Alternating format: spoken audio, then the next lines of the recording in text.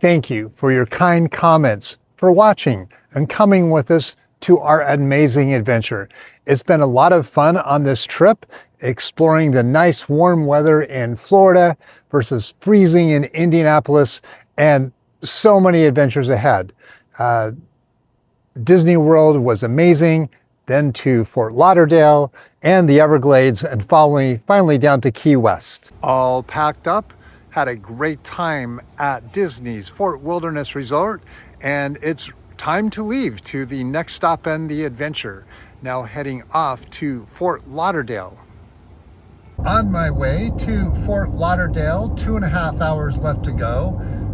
Love being in Florida during December.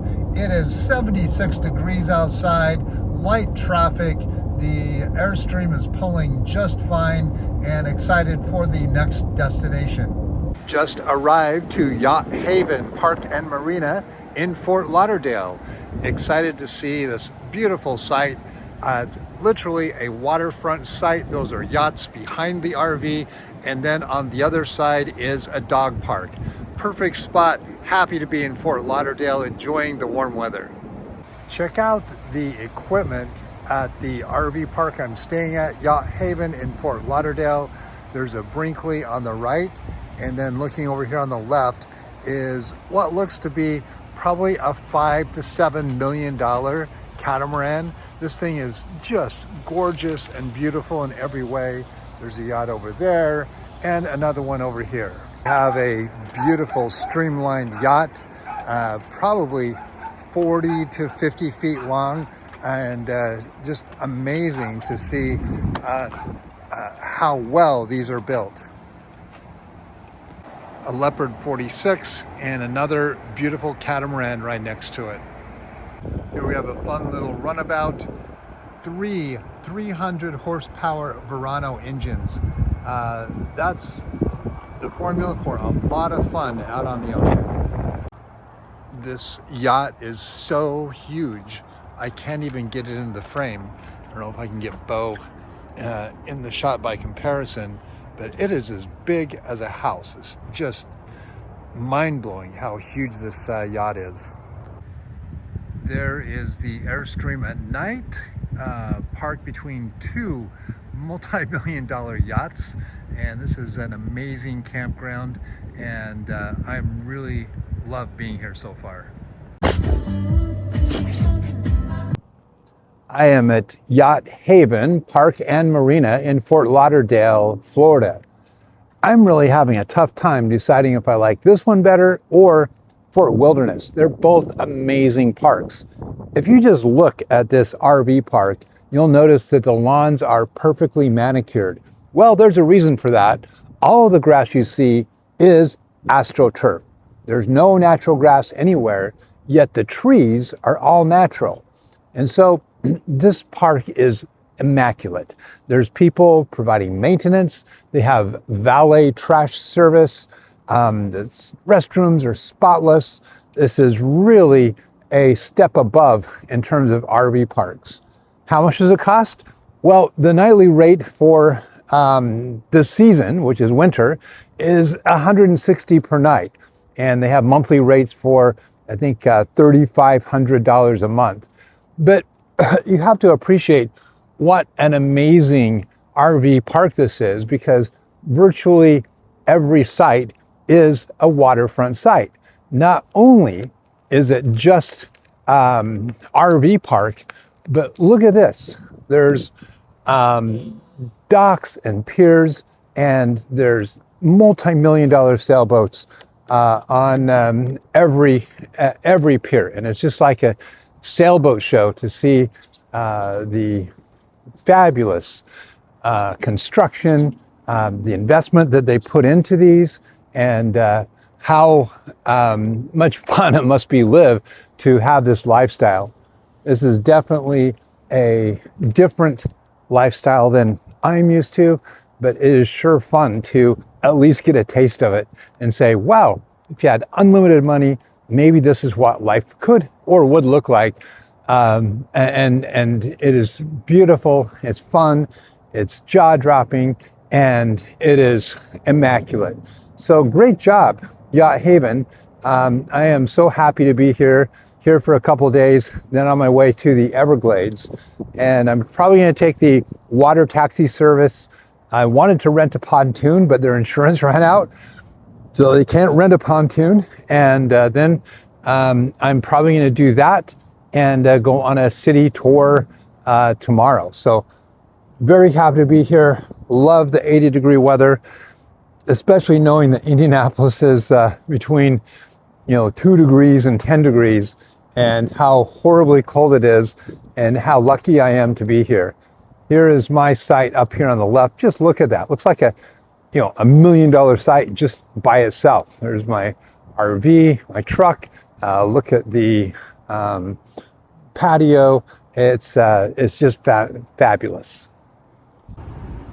I am at Yacht Haven Park and Marina Friday morning, and update on some modifications I've made to my water system. I didn't know it, but Airstream actually puts in a water regulator in the freshwater inlet valve. And I noticed while taking a shower that when I was connected to city water, it just kind of dribbled out, and it was really not a fun shower experience. But when I was using the water pump, it came out just fine and had plenty of pressure. And so I thought, oh yeah, that regulator must be restricting the flow. And so what I did is I switched out my water inlet from the standard one that comes on Airstream to the Aircrafters. You can see it looks amazing. It's all shiny, it's nice, it's all metal, but it does not have a water regulator in it. So, wow, why wouldn't they not put a water regulator in it? Well, the reason being that you have to use an external water regulator. So I bought an adjustable water regulator, and what I did is, I think that the Airstream comes with either 45 or 50 pounds of pressure, but I just dialed this one up a little bit to 60, and boy, did it make a difference. I have plenty of pressure in the shower, take a luxurious shower. I don't have to fill up the water tank and use the pump, even though I have hookups. And so that worked out really, really nice. However, I did have one problem yesterday I was struggling with. So you look at these fancy Aircrafter inlet fittings. I had water dripping out of this all day. Said, I don't want to spend all that money on those inlet filters and then have water drip out. You can see there's water residue coming off, and so I kept playing with it, tried different gaskets, it didn't work, but then I wrapped the hose, if you can see that white plumber's tape. After doing that, I successfully created a connection with no drip, which I'm really happy with. Now I'm going to try and see if the water spots can come off. I hope that they come off, and let's use my trusty bottle of Windex.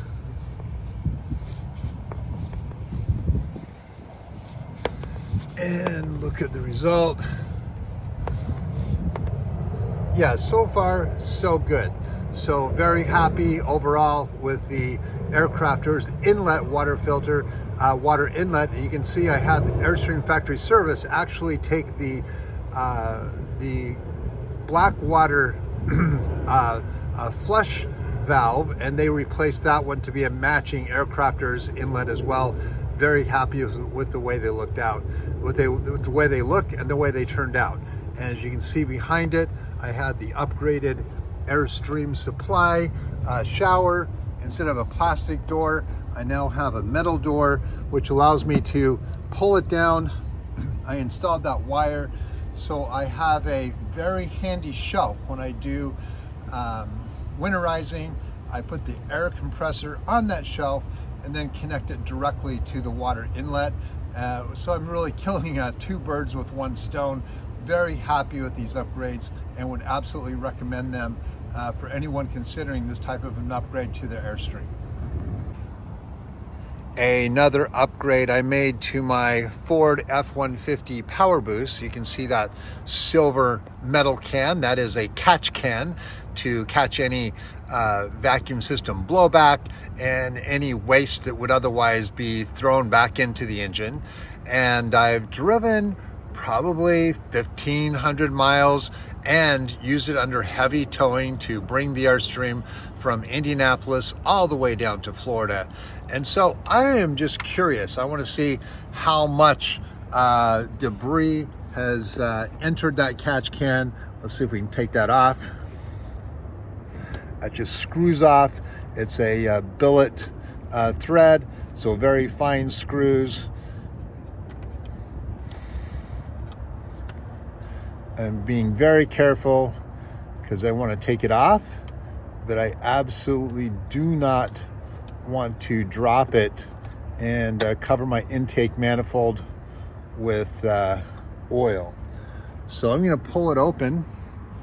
See, I've got here, making sure I don't spill, and I think I can set it right here.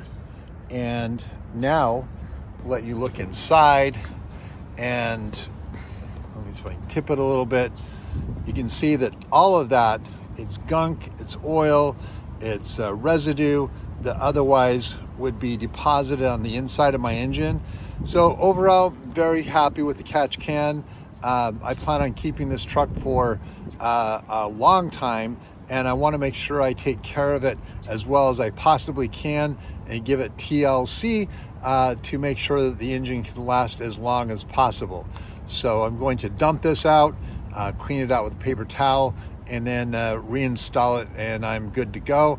And I'm glad I didn't wait till the can overflowed with that grimy, gritty gunk at the bottom. Yeah, I dumped out the most of the oil on top, but I left the residue at the bottom, so you can see how disgusting and awful it is. And you can see that that residue is just sludge.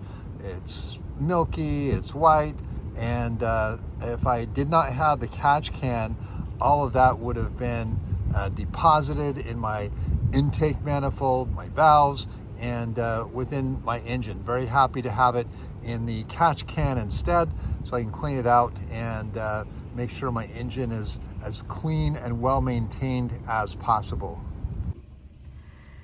Yeah, this demonstrates the heartbreak and the disappointment of solar energy on an RV. My 23-foot Airstream had an optional 300 watt solar panel package. It's 3 panels on the roof. I put another one on, so I have 400 watts of panels up above. It is 8:45 a.m. Southern Florida, and not a cloud in the sky, and I'm getting, wow, 10 watts. And I know it's early in the morning, but yesterday it was cloudy, and during the day it was only showing 50, 60 watts. The most I've ever seen this read was 210 watts during a dead-on, middle of the summer, non-cloudy day. And it just never will pull in the 400 watts that I expected. So you literally look at this and said, well, okay, what do I want to run on that? If I had a 3,000 watt inverter and bigger batteries, I have 2 100 watt battle-borne batteries, but can you run an air conditioner, can you sustain running an air conditioner just off of solar power?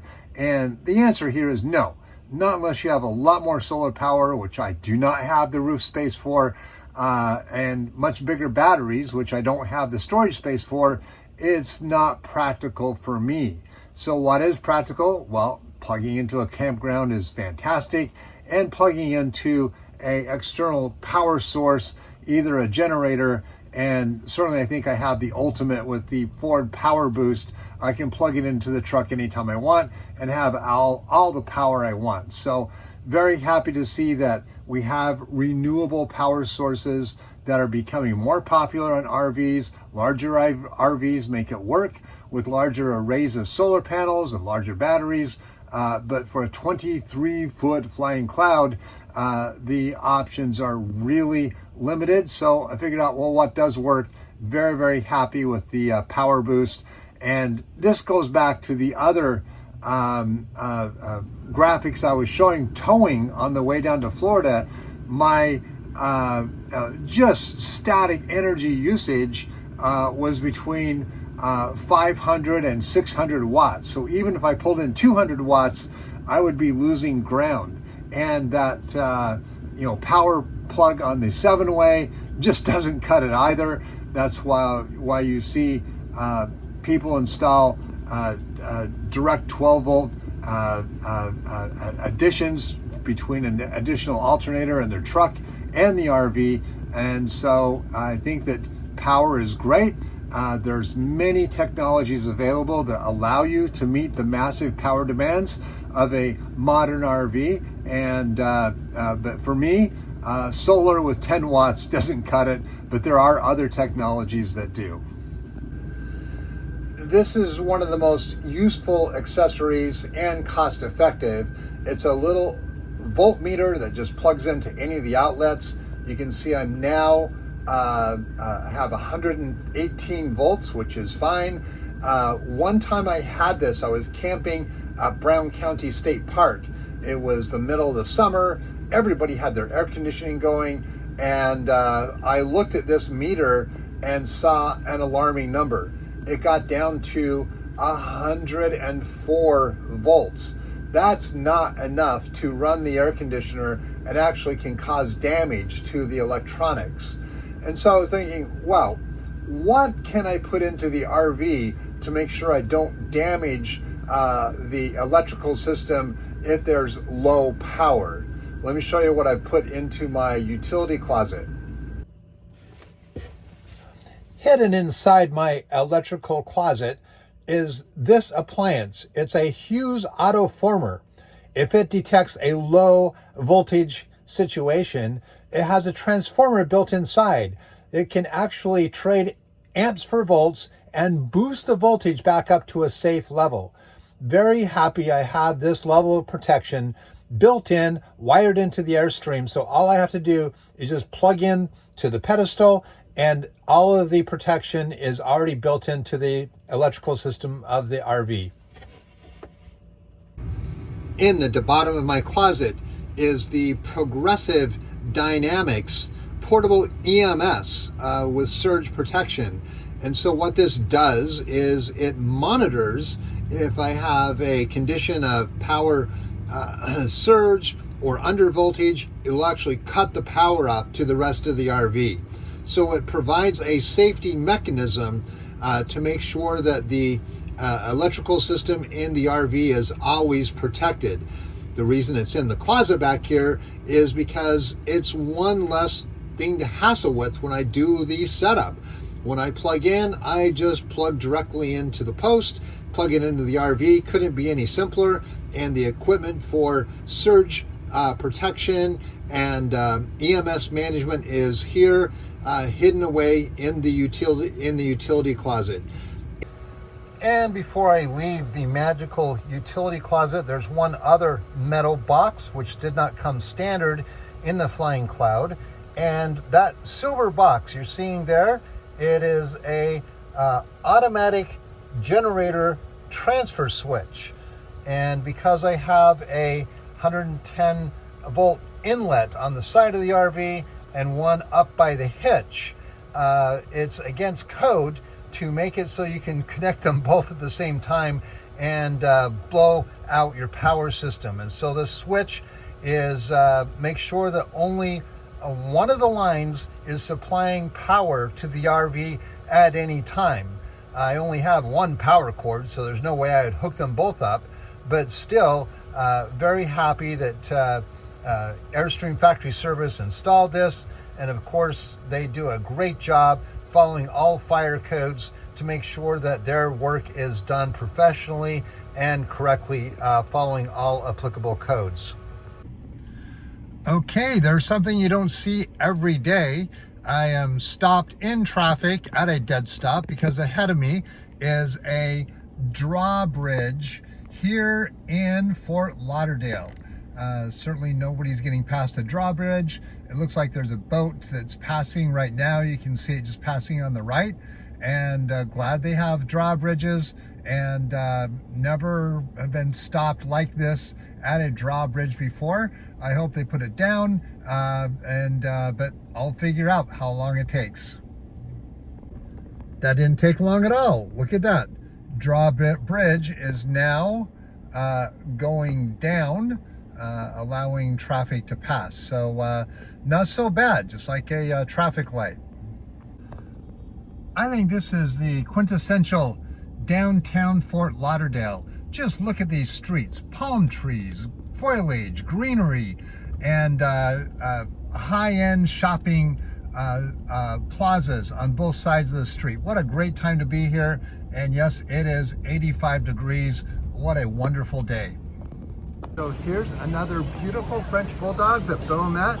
He's happy to be in Fort Lauderdale, enjoying the day. And Beau's saying, hey, I don't know if I want to play or I just want to let you sniff me.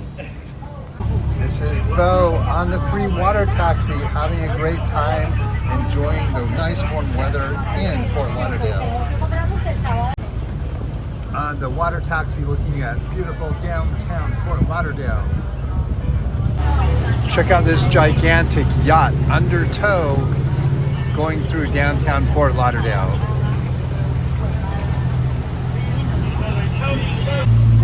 There's Beau enjoying the free water taxi going through downtown Fort Lauderdale, having the time of his life, enjoying a fun adventure. Passing by a gigantic yacht going the opposite direction. This is Beau checking out the dog park at the Yacht Haven Resort and Marina. Is so happy to have a dog park right next to the campground and right next to the RVs. Having a great time, having a great morning. We are going to be traveling this morning over to Flamingo Park in the Everglades National Park for the very first time. Sometimes it's the tiniest, least expensive modifications that have the biggest benefit. When I took this into Airstream factory service to have the water door, they upgraded this from the plastic one to the stainless steel one. I asked them to put in a latch that does not require me to fish out my keys and put it in. And so as you can see here, all I need to do is open it by just turning it with my thumb, and it opens, and I can close it just as easily. Before this, I had to dig my keys out of my pocket, find the right one, and then I usually left them dangling into the lock, worried that they may come back here and hurt the finish on the Airstream. This has been so convenient for campground hookups. You're always in a hurry, you never have a lot of time, and it's nice to have one less thing to fish out of your pocket to make work. And yes, I know someone could come in and put something in the tank that I don't want, but that is far down on my list of worries versus scratching the finish on the Airstream and having the ultimate convenience in making hookup easy. So I'm really grateful for this upgrade and absolutely would recommend it to any Airstream owner. It is Saturday morning before Christmas, heading out from Yacht Haven Resort and Marina to the quintessential Flamingo campground in the Everglades National Park. As you can see Beau, he is all ready to go, all packed up, ready for a fun adventure to a RV park he's never been at before, to explore the outdoors. And I've already been cautioned to keep a close eye on him so that he does not get eaten by an alligator. So excited for the 2-hour drive, and look forward to a great next step of my trip. It's 1:30 p.m. Saturday. Made it to the Flamingo campground in the Everglades National Park. So happy to be here safe, had a great trip. And when I got here, I realized I no longer had cell service. I have Verizon using Airstream connected, no bars whatsoever. I would have been without cell service at all. But earlier I had Airstream factory in service install the Starlink performance dish up on top. You can see it up behind my air conditioner, and voila, Starlink still works. Very happy to have cell service, very happy that the Flamingo campground has access to electricity, and excited to be at a new campground in the Everglades for the very first time.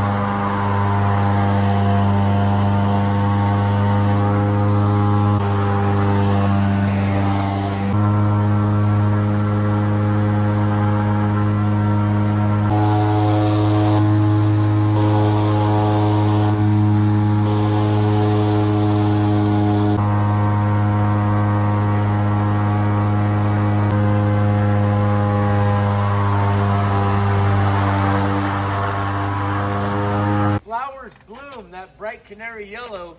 By the end of the day, they will be that blood red before they fall off the tree. Those are all the same flower, sea hibiscus.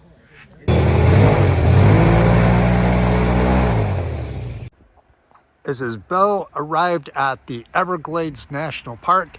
So happy to be here and explore all the fun the park has to offer.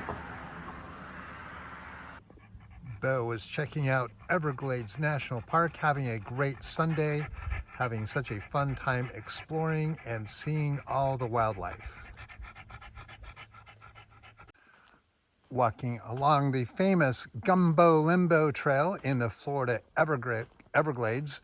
This is a canopy trail showing the dense vegetation and dense growth of hardwoods growing right here in the Everglades National Park. The temperature outside in the open area is really hot, but with all this shade, this is really pleasant to be here. If I was a monkey or a squirrel, I would love living in this area of the Everglades. This is really a fun trail with all the trees and switchbacks and narrow passages. It's like walking through a secret trail on Tom Sawyer Island. So happy to be here on this Sunday right before Christmas, enjoying the beauty of the outdoors and nature. And people think that the Everglades is just a swamp. That's not true at all. There's adventure, there's trees, there's activities, there's lots to see and lots to do. Check out the root network of this tree. I don't know if it's from a haunted mansion or a horror show or one of the most beautiful natural works of nature that I have seen on the trail. It's like a 9-foot alligator missing part of its tail, sunning itself on the lily pads.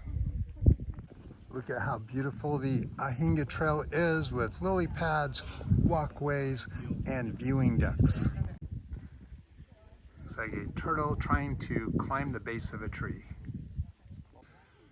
Looking at the grassland, the clouds, the blue sky, and also the water beneath is just humbling to see how beautiful the Everglades truly is. Going on a boat tour out to the bay at Flamingo Park. There's a manatee surfacing to grab a breath of air. Spotting a great blue heron ready for fishing. Look at him stare at the ocean looking for fish to swim by. 3 boats coming in, passing on the left as we are headed out. That is a great white heron, sunning his feathers and now looking for a fish.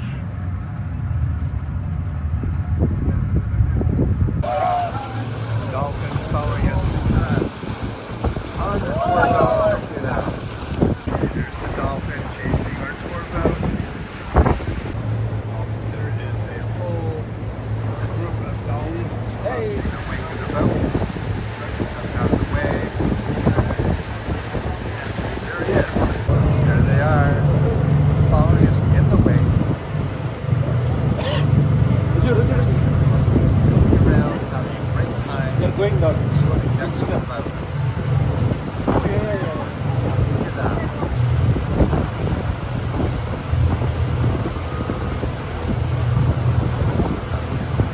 thank you for joining Beau and myself on this amazing adventure.